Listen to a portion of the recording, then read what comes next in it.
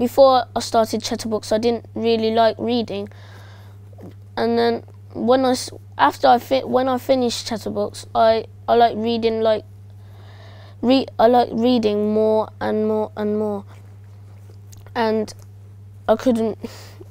Because I remember the times that I didn't like reading, and they've changed because of that. When I first didn't come into Chatterbooks, I didn't really enjoy reading. I didn't really read that much, but once I went into Chatterbooks, I started reading much more, and I started to enjoy like comedy books and fiction and non-fiction and loads of like scary books and fantasy books, and I quite enjoyed them. Because the kids have absolutely loved it, and it's having an impact on how much they like reading, how much they enjoy books, so it's been really good. Chatterbooks is a really good thing. And it was just nice because we do so many like tests and assessment and, you know, get this right, do that. It was just nice to see them just loving an aspect of English, which, you know, it doesn't happen that often in the days of like assessment. So that's been nice. We've other children who probably, i.e. boys, they weren't interested in any other book apart from maybe a footballer, but now they're reading autobiographies about different people in life. It could have been politicians, Anne Franks, people like that. So it's been great to see the improvement, and the teachers have even said children who are rather quiet, who would only read a book maybe every month, now are eager to come into the library, get a new book, and they're looking at different areas as well. So it's been great.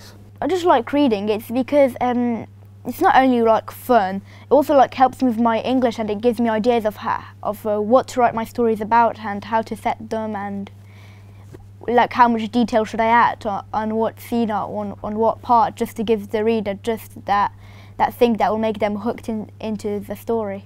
The children's response to the Chatterbooks programme was absolutely fantastic. The buzz around school about the programme was so great that actually lots of other children in their year group couldn't wait to take part in the project as part of the control group.